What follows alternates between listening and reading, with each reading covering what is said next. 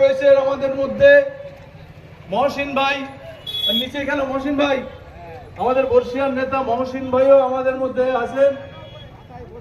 আজকের এই সভায় সকলে আমরা সমবেত হয়েছি।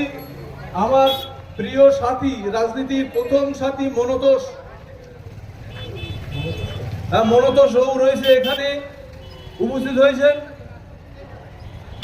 এই সভা শুরুতেই চলতি মানুষ, চারঘাট বাজারের ব্যবসায়ী বৃন্দ সকলকেই আমরা শুভ দীপাবলির শুভেচ্ছা জানিয়ে দুই একটা কথা বলি। আমরা এলাকায় বন্যা কবলিত এবারে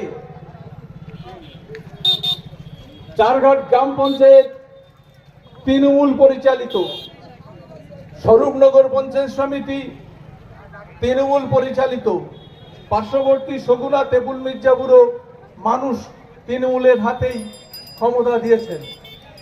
কিন্তু এরপরেও আমাদের এখানকার সাংসদ শান্তনু ঠাকুর, কেন্দ্রীয় প্রতিমন্ত্রী, রাজ্য সরকারের একটা সীমিত ক্ষমতা, সেই ক্ষমতার মধ্যে থেকেই আমরা এবারের বন্যা নিয়ন্ত্রণ করবার জন্য কয়েক লক্ষ টাকার বিনিময়ে আমরা ইসামতি খননের কাজ শুরু করেছি, যে কারণে জলের একটা টান চলে এসেছে এবং জল সেখান থেকে নিষ্কাশিত হচ্ছে।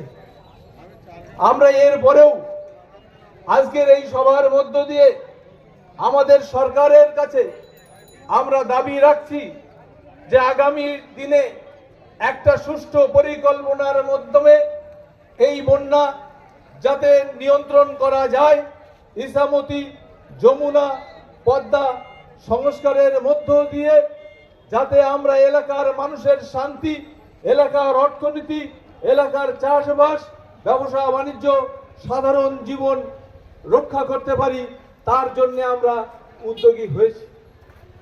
কিন্তু পাশাপাশি রাজ্য সরকারের সীমিত ক্ষমতা থাকার পরেও এলাকার মন্ত্রী শান্তনু ঠাকুর পরিকল্পিতভাবে এলাকার মানুষকে বিভ্রান্ত করছেন বন্যা নিয়ন্ত্রণের নামে। লক্ষ লক্ষ কোটি টাকা যে সরকার সারা ভারতবর্ষে তাদের সামান্য কর্মসূচি ব্যয়ের প্রচারের মাধ্যমে খরচ করে, একটা সুস কারখানা যদি তৈরি করে তার জন্য কয়েক লক্ষ টাকা টিভিতে আমরা প্রচারে দেখতে পাই বিজেপি সরকারকে। সেই বিজেপি সরকার, সেই তারই মন্ত্রী শান্তনু ঠাকুর আজ পর্যন্ত বন্যা নিয়ন্ত্রণের নামে একটা লাইভ প্রচার মাত্র করেছে। তারপরেও তিনি এইখানে কোনো মানুষকে আশ্বস্ত করেননি যে আমরা বন্যা নিয়ন্ত্রণের জন্য নরেন্দ্র মোদী সরকারের কাছে এই দাবি রাখবো, এ কথা কিন্তু আমরা শুনতে পাই না।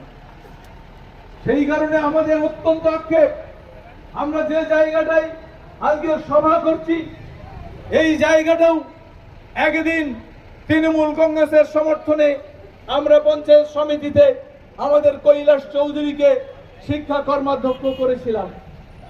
এখানকার বনানী সিনা এবারের জেলা পরিষদের সদস্য, বিগত পঞ্চায়েত সমিতিতেও তাকে আমরা এই চারঘাটবাসী পঞ্চায়েত সমিতিতে পাঠিয়েছিলাম। কিন্তু এবারে আমাদের তৃণমূল কংগ্রেসের একটু ভুল ভ্রান্তি আছে। আমাদের নেতা নারায়ণ গোস্বামী এই এলাকার মানুষের কাছে সেই ভুলের জন্য ক্ষমা প্রার্থনা করে গেছেন।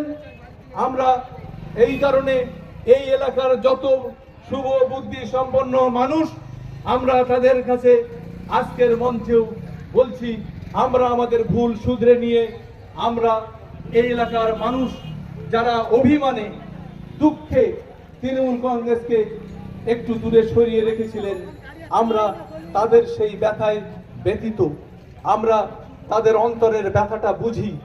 আমরা জানি তারাও মমতা বন্দ্যোপাধ্যায়কে ভালোবাসেন, অভিষেক বন্দ্যোপাধ্যায়কে ভালোবাসেন, তৃণমূল কংগ্রেসকে ভালোবাসেন। আমরা আজকে স্বরূপনগরের এবং জেলার সমস্ত নেতৃত্ব এই মঞ্চে উপস্থিত আছি। এলাকার মানুষের সেই ব্যথায় ব্যথিত হয়ে আমরাও বলছি, আগামী দিনে তৃণমূল কংগ্রেস আপনাদের পাশে থাকবে। আপনারা তৃণমূলের সেই জায়গাতে পুনরায় আসন গ্রহণ করবেন, এই আহ্বান সকলের কাছে রেখেই আমার কথা শেষ করছি। জয় হিন্দ, বন্দে মাতরম।